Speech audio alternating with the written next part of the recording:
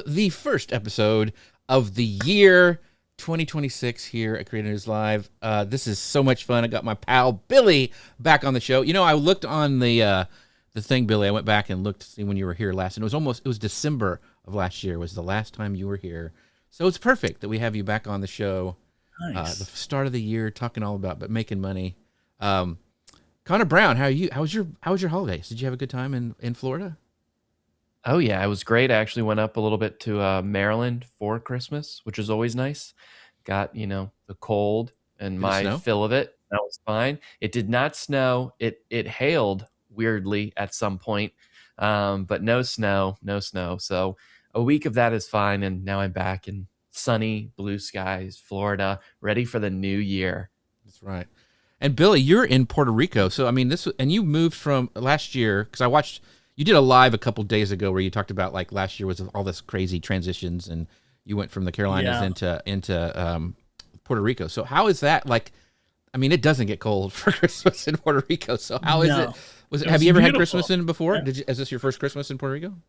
So we were here in 2021, and we had Christmas here. But this time it was much different, and we have a golf cart, as we were talking pre-show about running around. And so, man, here there's so many parades and car clubs and truck clubs, and everybody decorates and drives around. So we were parade hunting most of the holiday season, just trying to find the next loudest line of cars is what our goal was. So, yeah, it was pretty fun. That's awesome. We've got some of our pals of the new year showing up already. We've got Sean from but mostly Disney saying, Happy New Year's, gang. Happy New Year's to you. And then we have a little contentious comment already from Amy Keys saying, we are not going to talk about how Connor didn't come visit me in Maryland. It's fine. She's fine. So, gee, Connor, wow. Two-way street there. There's roads going both ways, She could have come where I was. Yeah, and we have Linda saying, Happy New Year. Welcome to the weird weather to everyone north of Florida. Hard to take this Puerto Rico golf cart thing, Billy, but still love you. So, yes, thank you, Linda, for stopping by. So we are going to get started because we have so much to talk about with Billy. He's one of the smartest guys I know with like creative ways to make money. He's done some really cool stuff. We're going to talk about it today, but I'm going to hit go on the podcast machine and we will get started. Hello, folks. Welcome to Creator News Live. I'm Jeff C., and you're not. And I'm Connor Brown, and this is the show that keeps you up to date on what's happening in the world, the creator economy, and so much more. Have you ever wondered what it really takes to turn content into consistent income? Maybe you're trying to figure out how creators move beyond side hustles and build something that actually lasts. Or maybe you're looking for practical ways to make brand deals, reviews, and live selling work without relying on luck or algorithms. If any of that sounds familiar, well, you are in the right place. Today, we're excited to welcome a guest who's built a business by doing exactly that. After producing over 4,000 shoppable videos and securing thousands of paid brand deals, now he teaches creators how to move past maybe money by focusing on brand partnerships, shoppable content, and smart systems that scale. He'll be sharing what he's learned, what actually works, and how creators can think differently about monetization. So sit back, clear schedule, clear mind to get ready for this week's episode of Creator News Live. Billy Thorpe, how are you doing today, my friend? I'm doing good, man. You guys crush it every time. You make me sound so special and smart. That's our job. That's our only job. None of it's true. None of it's true, but I appreciate the effort. As always, we've got a special theme song for Billy, so without further ado, here we go.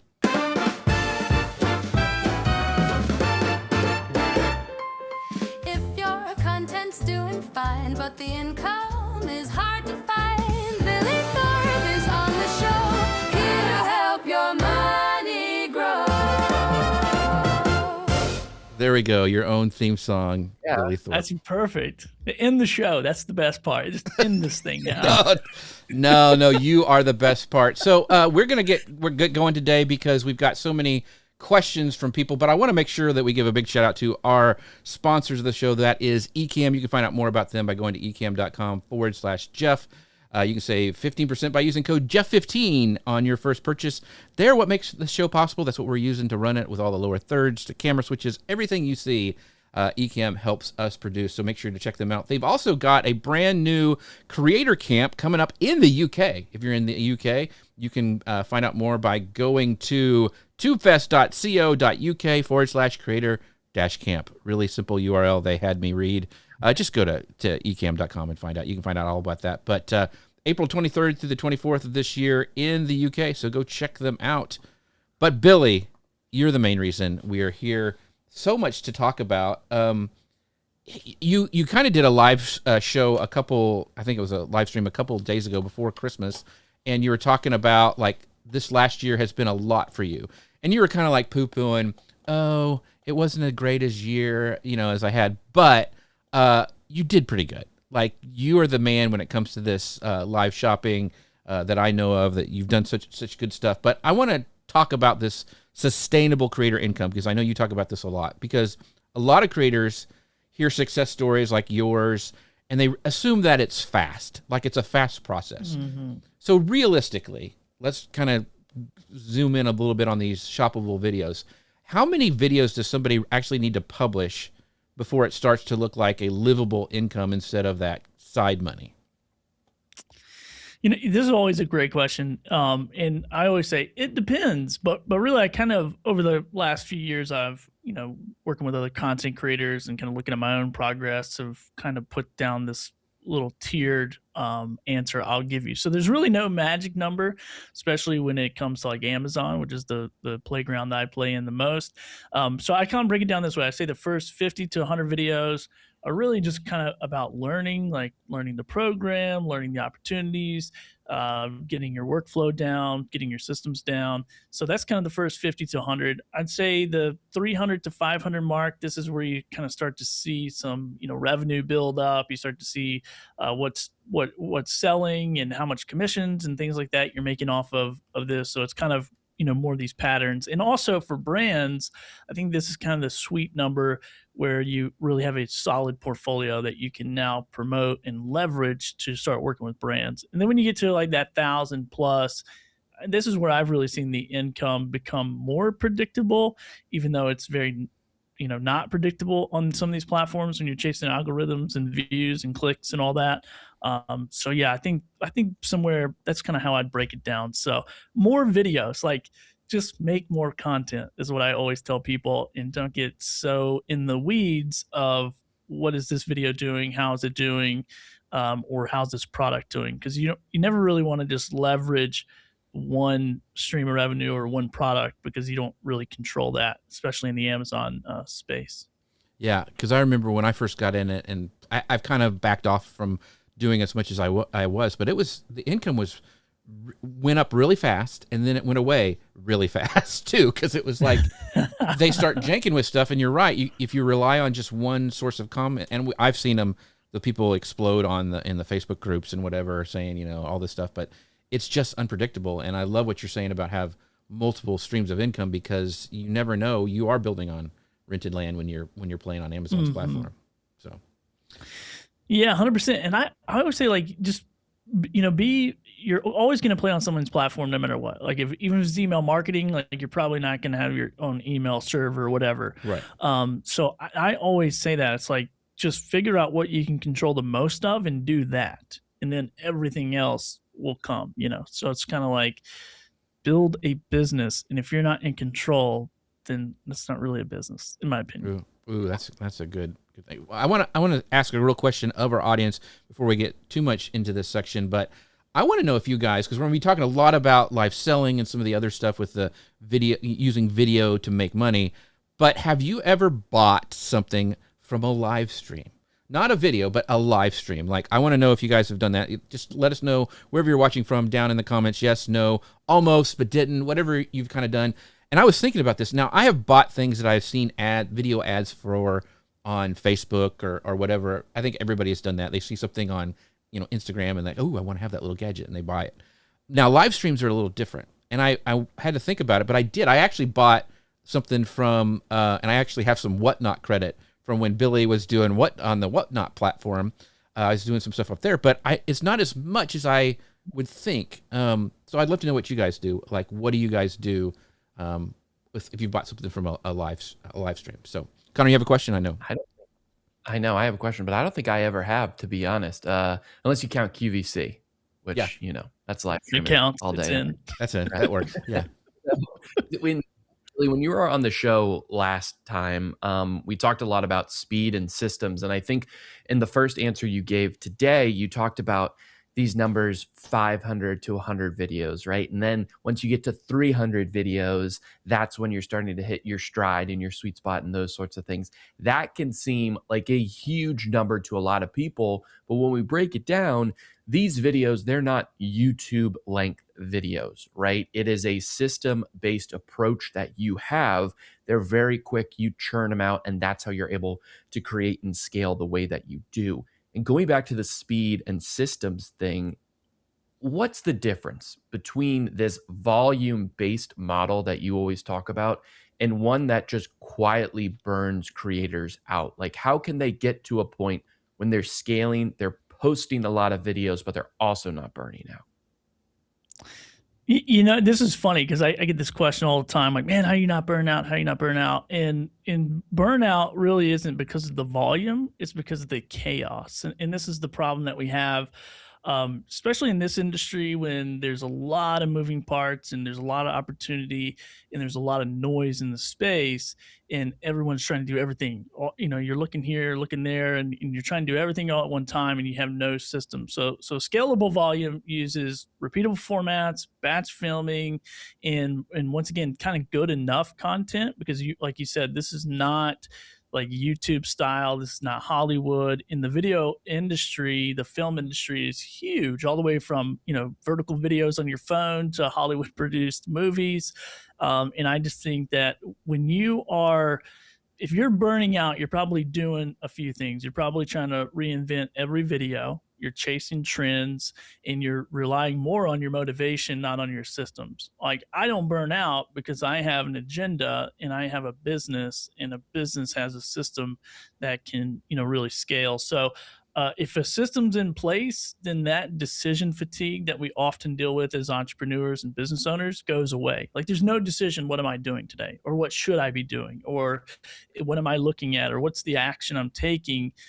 There's no question. Like, this system, when it's in place, you've already made the decision pre-showing up to work, pre-sitting in your production studio, and this is really going to protect your mentality, your mindset, and it's going to help you to continue to show up and really just create a boring business. You know, if you talk to any of these successful business owners that I've ever met, and I ask them, like, what do you do? They're like, I just create a boring business. Like, it gets boring. That's why I have 50 of them, because I can just press the button and it goes. And, you know, over the last 36 plus months, 40 months or whatever, doing this business, I've created a very boring business. So much so I told my wife yesterday, I'm like, I think the new year is a new business. She's like, no. So let's do a little rabbit trail. I want to go and pull this thread a little bit.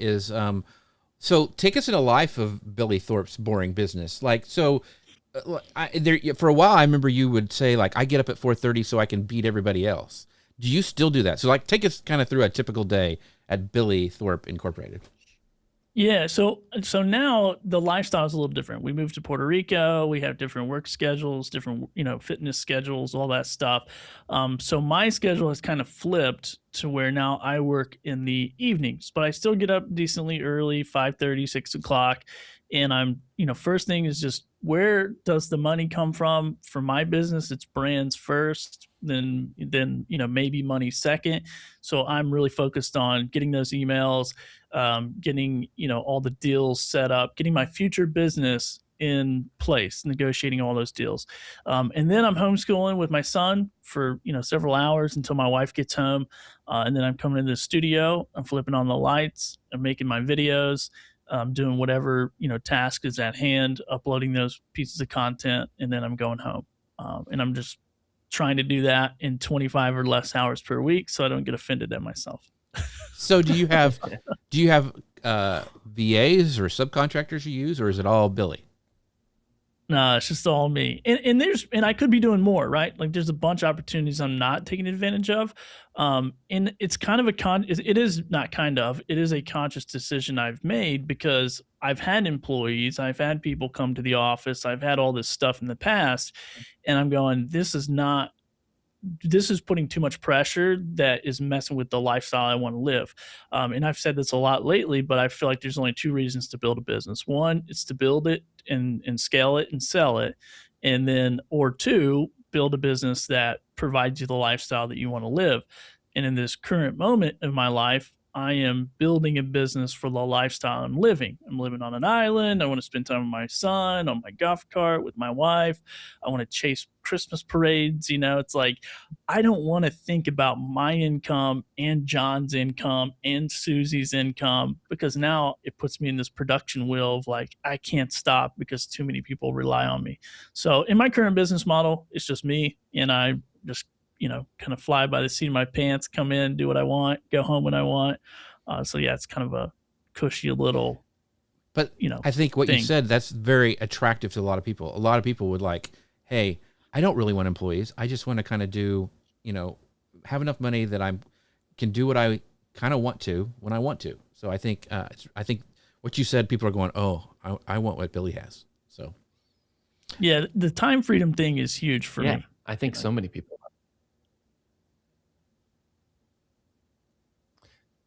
That's the whole point, right? It's like you get to decide what you want to do with your business. And I think that that's why we as entrepreneurs get into this, right? With something like that. As you're talking about, chasing other opportunities though, Billy, you've often said when it comes to these sorts of videos and the like, Amazon, which people often think is number one, the Amazon affiliate income, they think of that as that's what we got to go all in on. But you, the expert, you're saying Amazon is the icing. It isn't the cake.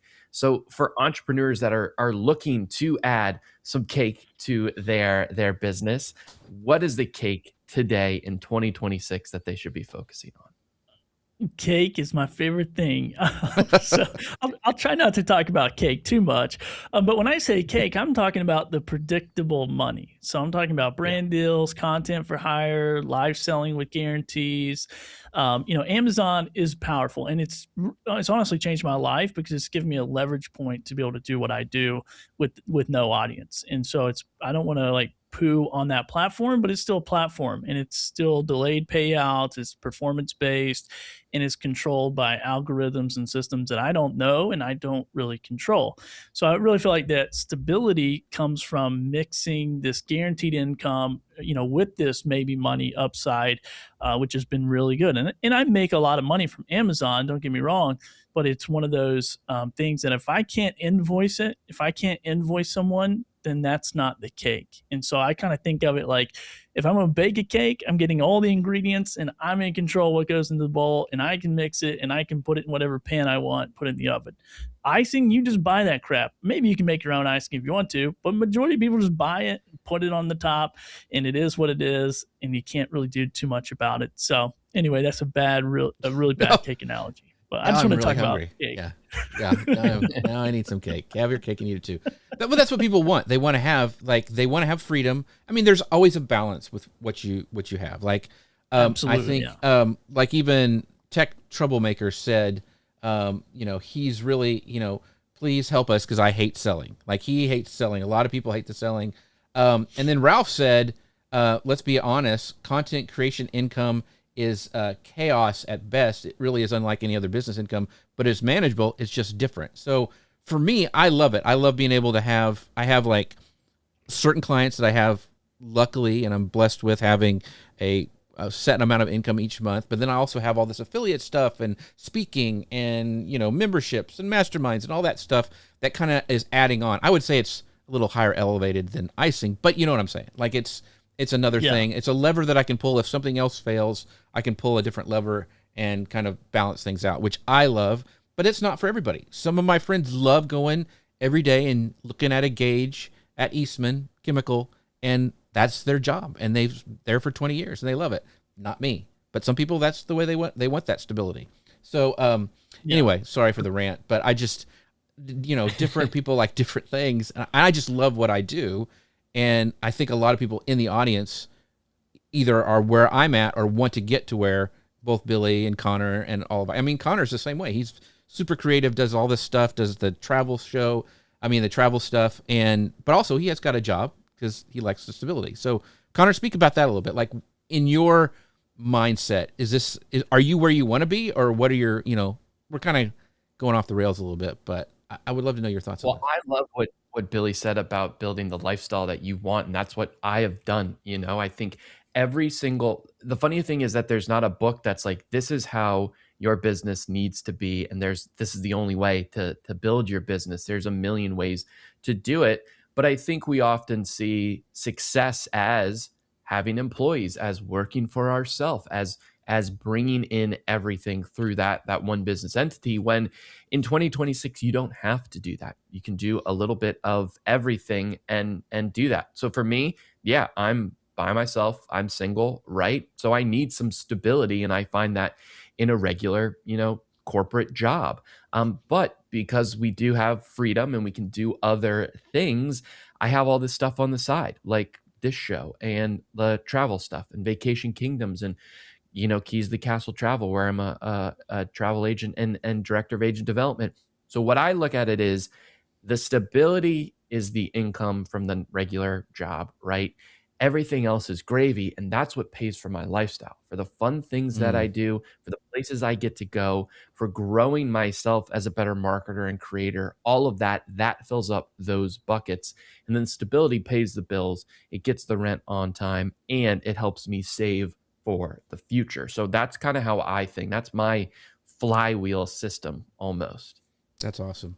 Well, I want to bring up some comments real quick, Billy, for some of the awesome people we have watching the show live. Steve says employees can make things very expensive. My businesses are low cost and higher margin, which I think is very attractive to a lot of people. And then Ralph says this is the hardest part for content creators when they have 7 different revenue streams. All the more reason to have effective systems, especially accounting systems underneath of it. So Ralph is an amazing accountant. I've asked him a lot of tax questions, and it's very, very true.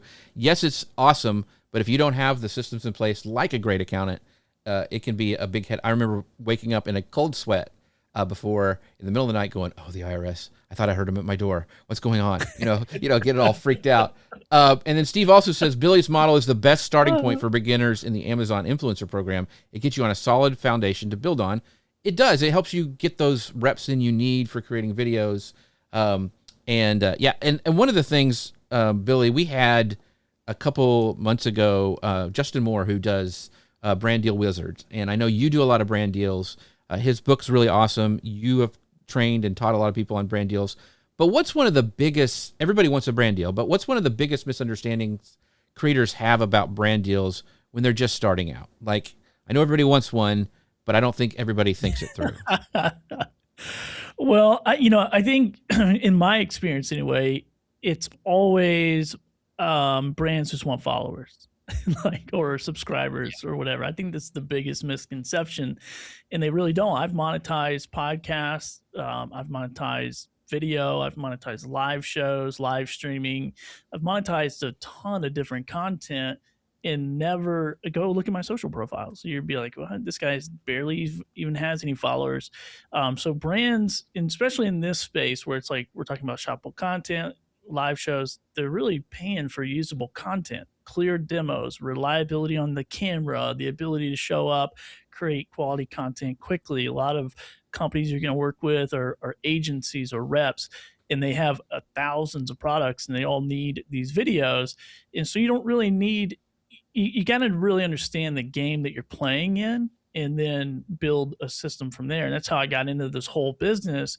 Was there was a bunch of big audience content creators, true influencers in the Amazon influencer space in the very beginning. And so they would all snub their nose at $20, $30, $40, $50 product deals. And that's where I was like, wait a minute, I can push buttons on my Stream Deck and Ecamm, and I can create this video in 2 minutes, like for $20, for $50, for $100, So I think you don't need influence. You really need clarity and consistency. It's like, what exactly are you trying to accomplish? and then how do you do that, and what's the system to, once again, show up and do those small things over and over and over again. That's well said. Well said. And when you are showing up, I think that consistency is so key, right? You don't just want to do a couple things and then forget about it and then try to pick it back up 3 weeks later, because your muscle memory is going to be weak and you're not going to show you're readily available for when those sponsors do come. But if someone only has like 5 hours a week to dedicate to monetizing their content, this is a bit of a different question. But if they only have those 5 hours, what should they not be doing? What do you think, Billy? Okay, so, and once again, I'm going to frame this just for like what I do with the Amazon stuff. Don't over edit. Jeez, Pete, if you're spending 2 hours to edit a 20 or a 2-minute video, like, just quit. Like, go do something else. Don't obsess over analytics. It's like, people blow my mind how much time they spend looking at these metrics that they can't control. It's like, you can't control placement on carousels. You can't control delivery of that content around Amazon. You really can't, control any of those things, but yet people want to focus on them. Why isn't my video on the carousel? Why isn't this happening? Why isn't that happening? I go, because you don't control that. You control the upload button. So the only question you should ask yourself is, why isn't there an upload video, a video uploading right now? How come there's not a loading bar on my screen? That's the number one question they should, be asking themselves. And then I also think it's like building these complicated systems to try to get brand deals. Like, I see this a lot where people spend a lot of time like, what's my pitch deck look like? What's this look like? What's that look like? And you don't need that. I've closed thousands of deals and I've never one time sent a pitch deck. I've never sent analytics. I've never sent anything. I'm building a portfolio that is full of assets. So the 5 hours should be, not that you asked me what they should be doing, but I'll tell you, they should be building assets. They should be batch filming. They should be using one format for videos. And they should, be answering those questions that buyers really want to make that product convert. And I think that's the 3 things that I would really focus on, is like, how can you make quality content quickly and produce that asset? So when that asset goes up, it's like the videos that I have of, I can't find anything I've made a video of on my desk, but of like, 3-in-1 chargers, I've made hundreds of those videos. So if a brand reaches out to me, or I want to reach out to a brand, what's more powerful? Saying that I have the ability to make great content, or sending them a portfolio of 4,000 pieces of great content? Mm-hmm. So build assets in 5 hours. Don't worry about all that other stuff. Wow, that is really, really good. One of the, I think one of the things that you mentioned, the editing part of it, like people spending too much time editing. I just read over the break that, and this was from Adam Mosseri, I can't ever say his last name, from Instagram, right? The guy who runs Instagram, basically said that polished videos are dead. Like, they're just not going to work. They're not going to work in the algorithm with the rise of all the AI content, all the slop that's coming out. The stuff like we're doing here, where we're talking, taking questions, the rawness of the, like, you're a real person, you're telling real advice. Do these lens wipes really work on glasses? Like, do they really work? Let me show you how they work and why I use them. That's what people are going to want to see. They don't want a 3D graphic of the lens wipe and a nice little voiceover and a foreign, all that. They don't need that stuff, and a motion blur, or like a lens flare or whatever. They don't need all that stuff. They just need you talking about it in a real way, directly to your audience. So I think we are going to see a huge rise in like live video, what we've been doing, just real authentic content. I just think that's coming. And if you're doing that already, you're already ahead. Yeah, and it's kind of sad to see. I just saw an Amazon influencer the other day where their early videos was them showing up, holding the product, showing how it works, showing how to do all this stuff. And then their latest videos is just like their AI avatar holding up the product, basically reading the product description. And I'm like, wow, I know you're trying to be more efficient and more effective, but you actually just ruined your brand. Right. Congratulations. Yeah. So yeah, I mean, it's I love efficiency, and it is so tempting to be like, okay, let's create this AI avatar and let it just run the world. But you're right, man. Authenticity and It's like, I need this to be a real person who's really used this product. Yeah. You know? Yeah, So. exactly. We have a great comment. We have a lot of great comments, but this is from Steve, and I wanted to bring this up. He says, Billy taught me to make the $20 video in 10 minutes or less. Then I do 5 of those in one sitting. My wife and I hit top creator in under 6 months with his method. So that's a great transition, Billy, to talk really quick about. I know you've got a group. It's at billythorpe.live, and Thorpe is spelled THORPE for people listening. So billythorpe.live. But tell a little bit about your group, because it's free to get in. Am I correct? Yeah. It's been $7, $27, free dollar. Get in while it's free, because who knows what I'm going to do, or what one of my personalities is going to change the price to. So I really started this group to answer questions. I was getting a lot of DMs in my inbox, because I just like help people. I like talk about it in Facebook groups, and say, oh, I made 4,000 videos and got paid $35 on average for each video or whatever. And people are like, what the heck? Can you teach me? Can you show me? But they started clogging up my inbox, which is where all my brand deals come from. So if there's a social media inbox or email or whatever, I'm like, you can't be in here asking me these questions, because I want to help you. So I created this group called Deal Makers. Had a handful of people jump in, get some amazing results. So I was like, you know what? I'm going to open it up even more, just to make it free, to get more people in there, just to really kind of get exposed to what the model is. Because I think where I set myself apart from most people in this space is I'm an entrepreneur first, content creator second. So my whole objective is like, how do I make money and how do I scale these different systems and not rely on algorithms or video placement. So anyway, we got people in there, and then I started an asynchronous higher ticket coaching, one-to-one asynchronous group, which is going amazing. And yeah, we've had some amazing results. We just got some end of the year numbers from some people, and it's real money. It's like kind of crazy. And it's cool for me too, because I'm like, oh, I just thought. Oh, we just lost Billy. Lost Billy. Billy went bye-bye. Where are you? Yeah, Billy, call back in. The Puerto Rican landline somebody must have cut it. That's tough. So Jeff, I know we've been thinking about or talking about asynchronous coaching.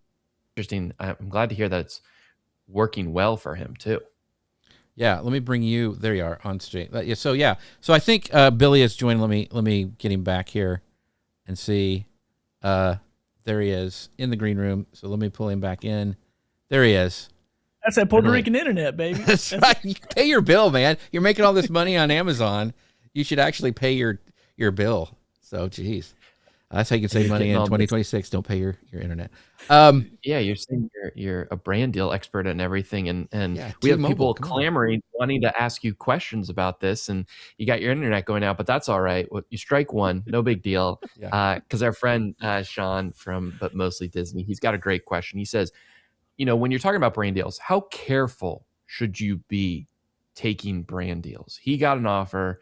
It's not a bad company, but it's not really a fit in what he does.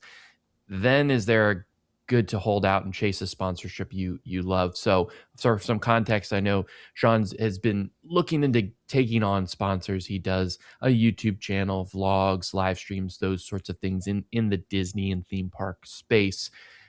How important is it to go with especially your first kind of brand deals, one that makes the most sense versus, hey, maybe we just start with a little thing here and get the audience warmed up to things? Yeah, so I think this is two different conversations. Like, when I was in the podcasting space, I had a saltwater fishing podcast, and I was very particular about the sponsor we brought on. One, because I sold a package that was evergreen, so we never replaced the ad. It was always in there. It was like baked into the content. And so I didn't want some mattress company baking in an ad forever to a fit. Yeah, sure, fishermen sleep, but they're not here to learn about mattresses. Okay. So, so I would be super, super picky, but also very, very high ticket, because I understood in that podcast, there's only so much sponsorship placement in ways that I could sell. So the price went up. And that was even with the small audience as well. Now with Amazon, so I'd be very particular. I would make sure that this little triangle of love was, between you, the brand, and your audience is very tight, and it makes sense. That's how I personally approach it. With Amazon, don't care. Send me some fingernail clippers, send me an electric scooter, send me a dog turd cleanup bags. Like, I do not care. I will make a video of anything and everything, because that's not really a channel like YouTube. I think YouTube is, more curated, in my opinion, than just what I'm doing on Amazon. So Amazon, I'll take anything. YouTube, I would be a little bit more picky if I had that super niche audience. Yeah. Yeah, Monty Weaver is that way. Like, I know he's kind of a mentor of yours, but he's very specific on his tech channel that he does on YouTube. But like, a lot of people do Amazon. Like, I was the same way. Like, I would take anything. I got all sorts of junk sent my way. A lot of it was good. A lot of it was not. But and then you kind of have to pick and choose what you want to put out there and actually recommend. So like Steve says, me and my wife took everything we could get at first. Now we have brands contacting us, and we cherry pick the absolute easiest products. We prefer easy over high dollar. So that's another choice that we talked about in the first section. We talked about, like, what does it look like for you, lifestyle you want, versus like being super stable. And so this is how they have decided that they want to run it, and that's perfectly fine, and it works for them. So I want to kind of dive into this. We talked a little bit about AI at the first section, but I want to ask the audience, wherever you're watching from, go ahead and just put it down below. Does AI content creation feel easier for you or more overwhelming? I know a lot of people want to click that easy button, but then they start kind of diving into it, and they're like, oh, this is a lot. Like, I don't really know what I'm doing. So I kind of want to talk about this in the aspect of like creating and having a business. So, because creators are experimenting more, Billy, with AI for scripts, for outlines, even full videos. We talked about the avatars a little bit. Is there a risk in using AI generated content in review videos or live selling? Like, where's the line? How is, I really want to dive into that. Like, when should you use AI and when shouldn't you? And this is a great question. One, I think it's platform, what does the platform allow? So right now, Amazon doesn't really allow AI content, even though you're going to find it all over there. It's in the terms of service that they don't really allow it. However, in my opinion, I don't think AI, I think it's a tool. I don't think it's going to be like a replacement, and hopefully it's not going to be a replacement for me, and I will fight back and charge more money if I get to show up as a human to compete with a bunch of AI avatars. But I think it is great for outlines. I think it's great for structure. I think it's great to keep you organized and learn new skills and learn new things that you can then leverage to work with more companies, more brands, create better product videos. Because there's a lot of people getting in this game who aren't content creators. They don't have 20 years of, camera experience and all that kind of stuff. So I really feel like AI can be an asset to help you kind of streamline quickly to the top of the, to the front of the line if you use it appropriately. I think if you're using it as the easy button, hey, I'm lazy, I don't want to show up, I don't want to hit record, I just want to dump in, here's a link, make a video with my avatar, I don't think you're going to be around very long. Once again, there's no point in having a video of someone holding a product and just reading off the description. Like, that's the silliest thing I've ever seen.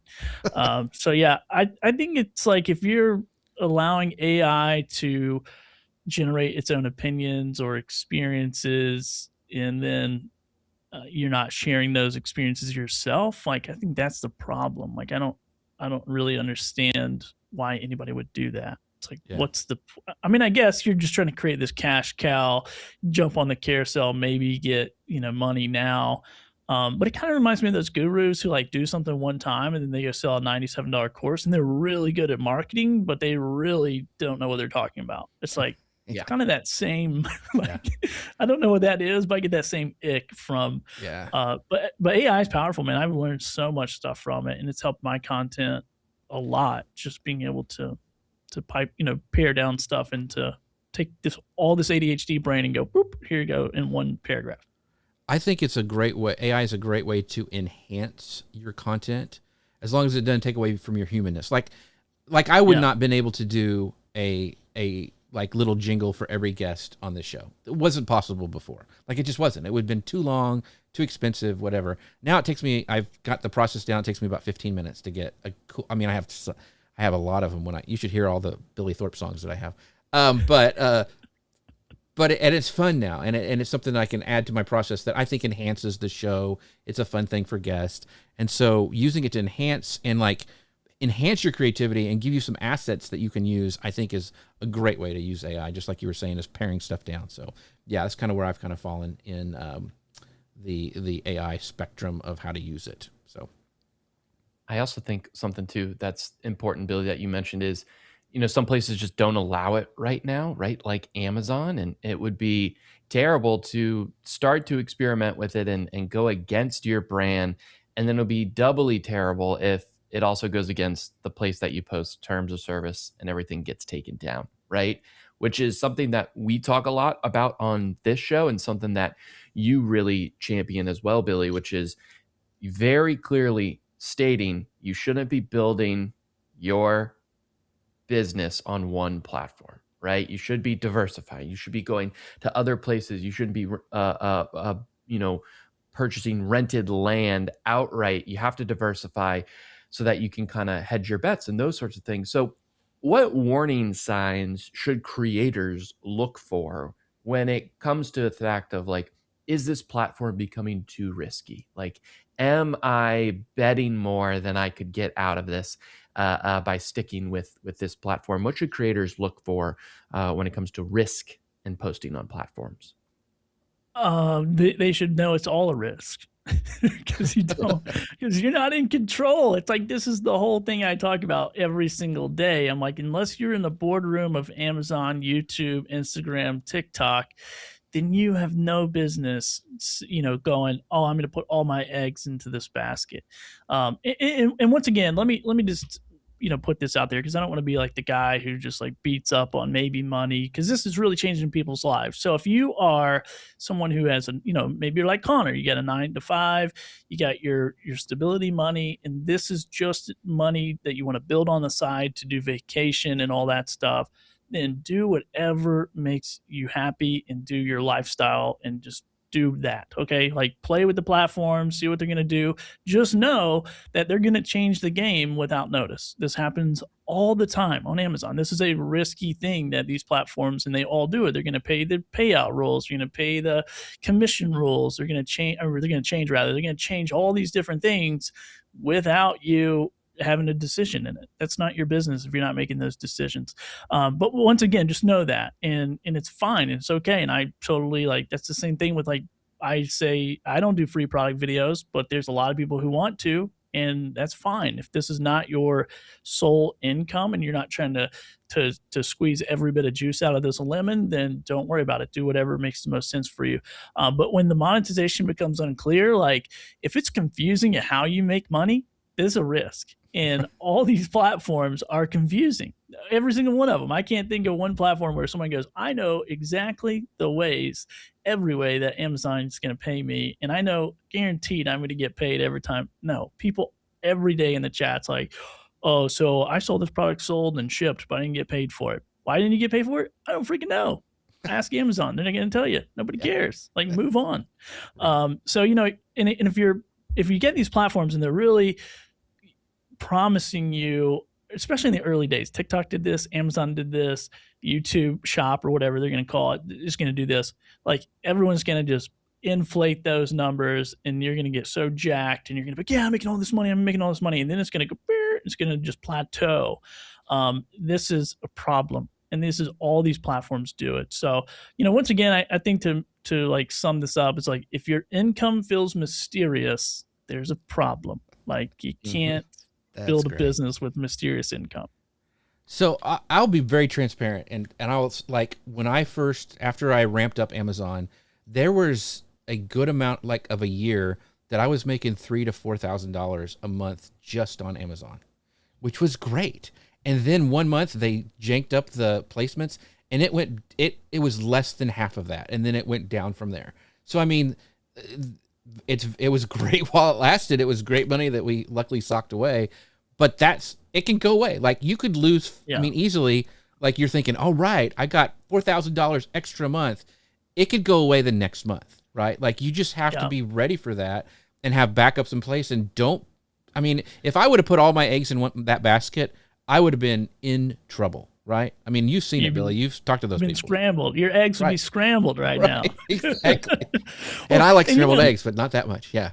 And that's the thing I try to tell people all the time with my experience. It's like I have 4,250 videos on Amazon. There's a couple tools out there where you can see which ones are, like still active or whatever. I have 1,977 that are no longer available.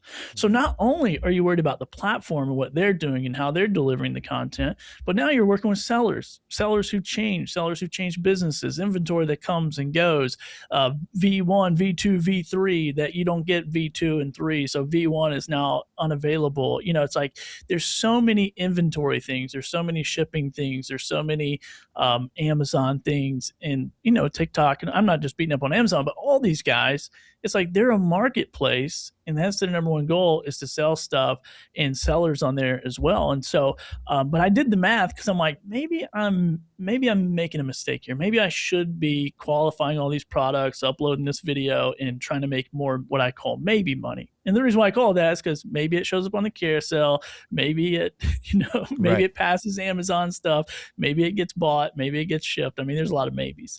But I did the math on those 1,977 videos just based on my average fee, and I'm like, oh, I've made $60,000 in brand deal fees just from those videos. I'm going to sleep well at night, and I don't give a rip if they're unavailable. I'm going to make another video, Yeah.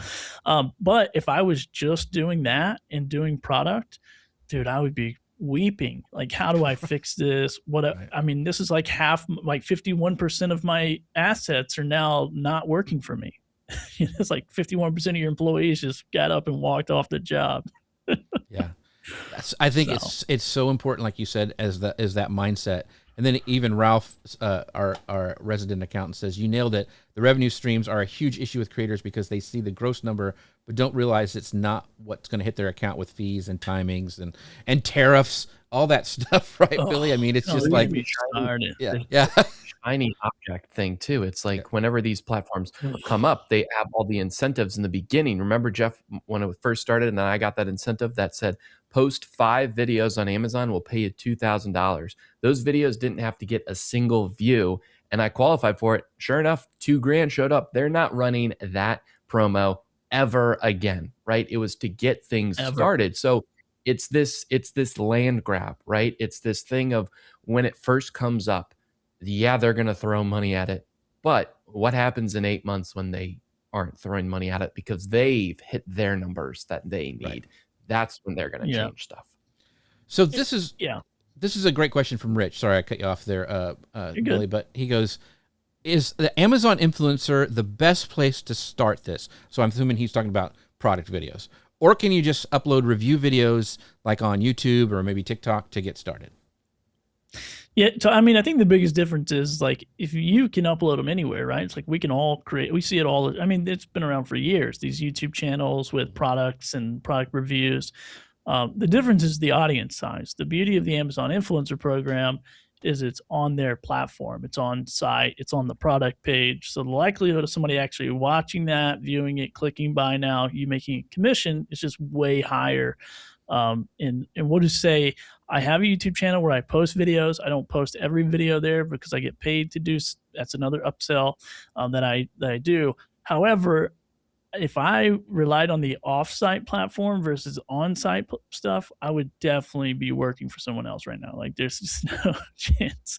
So I think you have to build I think that's where the audience size matters. It's like only a certain percentage of those are going to convert. So you have to like really figure out like how to grow that audience and of buyers really. But yeah, I do think you can, like if I was Rich, I know he's in the product promotion space or whatever. I'd be doing live shows all the time, selling crap, sending people to my website, buying banners, shirts, hats, whatever.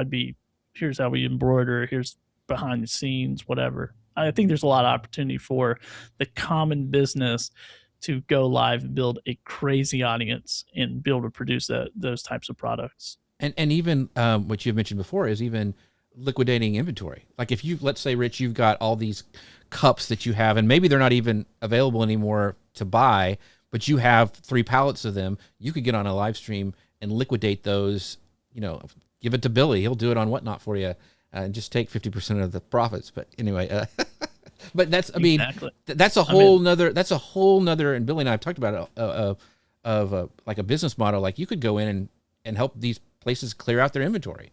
If you are really good at live streaming and selling stuff, why not? So tons of opportunity here in 2026. Let's talk, we talked a little bit about, uploading to YouTube and this stuff. So if a creator is repurposing the same content like Amazon and then uploading to YouTube, is it okay to do that, for one, like cross posting? And how do you have to like reshoot some stuff to make it work for a different platform, or you just throw it all up on the same video everywhere? I would just throw it up on the same video. I mean, got it. That's just because I'm lazy. But I see a lot of Amazon influencers doing this and making good money. There's a couple people in my group who are making really good money every year just by uploading those videos to Amazon every single time, or not Amazon, to YouTube every single time. And they're doing well with those offsite clicks or whatever. So I really think it depends. It's kind of funny to talk about Amazon and YouTube at the same time because they're like way two different animals. Right. So yeah, I do. And now if I'm doing a vertical video, I will try to like go reformat it. So if a company says, yeah, we want to pay you to put it on TikTok, I'll go reformat the video, maybe make a few slight edits. That way the product's in the center of the screen and not over to the left or right. But yeah, that's all I do really. But I'm like the worst person to ask because I'm just lazy. So you're not lazy. You're efficient, and you know what you need to do every single day. And anything else doesn't pay you, then you can chalk it up to being lazy, what have you. But that being said, I think what we've all talked about. It's one thing to just start creating a bunch of videos, right, and posting these product reviews and getting brand deals and those sorts of things, and we can edit as less as possible.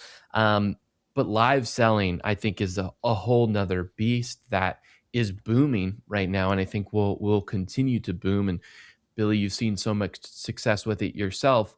Looking ahead, do you think creators who can't live sell or who can't confidently sell live, are they gonna start to be at a real disadvantage over the next 5 years when it comes to pushing out their product? Yeah, I think more than creators, I think, e-commerce sellers, retail stores, I think if they can't figure it out, they're going to be in a pickle. And it's not really, I wouldn't say like, oh, it's required, but it's powerful. It's like, look, we have a whole audience in the chat. So we're one to many right now. So we're building this, communication with our audience, with our customers, if you want to put it in that perspective. We're building confidence with them. We're building trust with them. We're answering questions.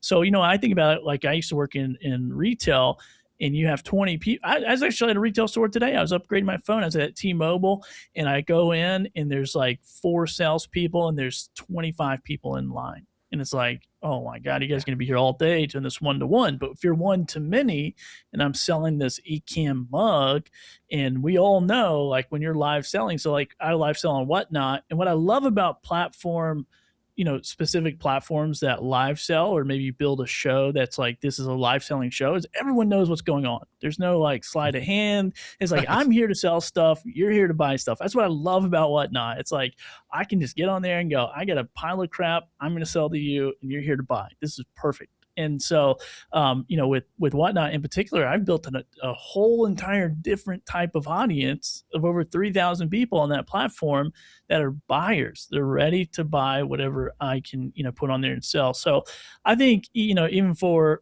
creators, it's powerful, because with creators, when you learn to show up and you can live stream, then you can monetize that a bunch of different ways, not just selling your own product or services, but, similar to what Jeff said earlier, it's like, I can sell stuff for other people. Maybe I can travel to warehouses and set up and sell on my Whatnot and take a percentage, or, sell on my own platform.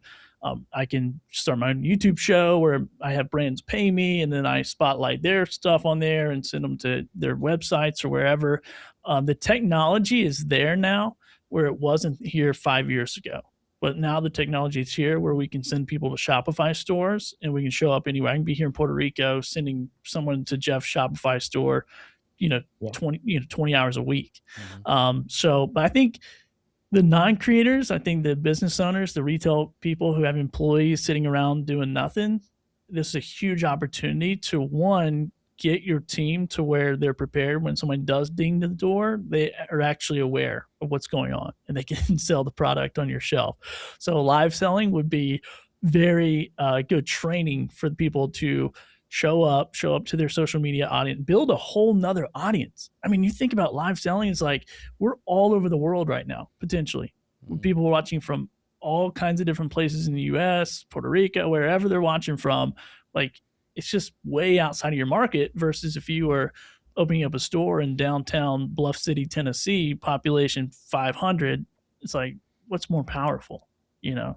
So yeah, it's anyway, I won't I'll digress. I'll be on that one. I'll be on that one all day. So speaking of technology, I just that was a perfect segue to our pals over at Ecamm. That's one of the things that lets you go live really, really easy, have all these really cool lower thirds. You can actually tie it into Amazon. Like you can bring up your Amazon comments and do stuff there because they tie into Amazon Live as well. So you can find out more about Ecamm by going to ecamm.com/Jeff. You save 15% by using code Jeff15. Billy, this has been amazing. We only have 5 minutes left. Oh, wow. We've talked a little bit of live streaming about, I think it's really coming. It's going to come more into North America. It's really big overseas, a lot of places, huge live streams. Like in China, they have like warehouses of people just live streaming all the time, 24/7. What do you think is going to push, kind of our last question, what are you going to push live selling into the mainstream here in the US first? Is it going to be better tech like Ecamm? Is it going to be better creators or brands that are just like, we've got to cut through the noise? This is the best way to do it. Yeah, I think all of the above. I mean, I definitely think brands need conversion. We've seen this on TikTok is huge. Whatnot is huge. Amazon live selling, I don't know what they did. They seem like they had the edge, and then they just like cut it off. I don't know what happened. They just like put a wall up on the edge. I don't know what happened. But that, I think that, more platforms, we see it now. Platforms are going to push commerce. Like you see it on every platform right now. They're all pushing, live selling or click this, link in the carousel or whatever, because they see that it's a huge industry and they all want a piece of the pie. Now, will that on the consumer side get a little tiring? Will it, detract us from spending more time on those platforms? My wife and I are having this conversation earlier, and we were talking about affiliate links and disclosures because there's some companies that, anyway, I won't get into that. Anyhow, it's something fresh off the Amazon drama wagon I won't talk about. But anyhow, we were talking about that, and she goes, yeah, I'm just tired of it. I'm tired of, if I ask my friend where she got her workout shorts, she's like, oh yeah, I got them here. Oh, let me send you my affiliate link. She's like, I'm sick of it. Like, I can't just like make a recommendation without the affiliate link. And I'm like, I get what you're saying, honey, but don't forget how we make a lot of money in our family. Exactly right. So yeah, man, I think it's a huge opportunity. You're right. China's been doing it forever. They're going to be the driving force behind the product supply, because it's all comes down to like, where's this product coming from? That's where it's coming from. Like it, love it, hate it, doesn't matter. It is what it is. They're the factory of the world, and like accept it or go get a fat loan and try to compete with it. Good luck. Right. So yeah, I mean, I think they've done it, they kind of set this, and then we've seen success on, TikTok especially. I think TikTok really like opened the eyes of big and small brands. But really big brands have not gotten into this as much. I mean, there's some in the creator space that have, but I know some top guys over at like Energizer and things like that, and they're still like, yeah, we're watching, we're paying attention, but they haven't, because they're more red tape, I guess. Yeah, and they're like conglomerate companies, so it's bonkers what these people are doing. Yeah. So stay tuned for 2026. I have a feeling there's going to be a lot coming in the live streaming space. But Billy, we've mentioned it a little couple of times, but I want to give you the final say to tell people where they can find you, more about your free community, and also your upsell, like to your one-on-one that you have for those people. So tell us a little bit more about that. Yeah, man, appreciate it. Well, appreciate you and Connor having me again. And once again, just go to billythorpe.live. I do have the Deal Makers group where we do some meetups over there. You can, it's completely open to ask your questions. I'll try to get back to you, or some of our awesome community members will, to kind of walk you through. Really what my focus is working with brands. So I'm not really focused on making money with Amazon, That's kind of the passive thing that happens. But if you want to really build a business and learn what brands want and do a more low ticket, high frequency business model by leveraging these platforms, that's really what I focus on and help people with. So yeah, man, I see some students in the chat, which is Steve. Steve is not his real name. I'm not gonna out him, but okay. But anyway, so Billy is one of the people who I trust on this because he has walked the walk. He does it. He's living it every day. So he's not one of those people who just knows how to market. He knows how to sell and how to make money. I don't know how to. Yeah. So make sure you guys check him out. Connor Brown, where can people find out more about the unsinkable Connor Brown? You can head over to vacationkingdoms.com and follow me at Vacation Kingdoms across the social medias. Let me know where you're going, where you're traveling in 2026. What a fantastic episode, a fantastic guest as always. Billy's the man. Great way to start 2026. Yes, and thank you to all of our great people in the chat. We got Ralph, we've got Rich Graham, everybody who stopped by, Sandra, all of our friends. Thank you so much for watching. I would love for you guys if you would go sign up to find out more about our show. If you can go to jeffc.com/news, get on the email community. We have a great time over there. jeffc.com/news. Usually comes out Tuesdays and Fridays. So with that, we'll see you guys next time. Thank you for our pals over at Ecamm. Find out more about them at ecamm.com/Jeff. With that, we'll see you guys next time. Bye, everybody.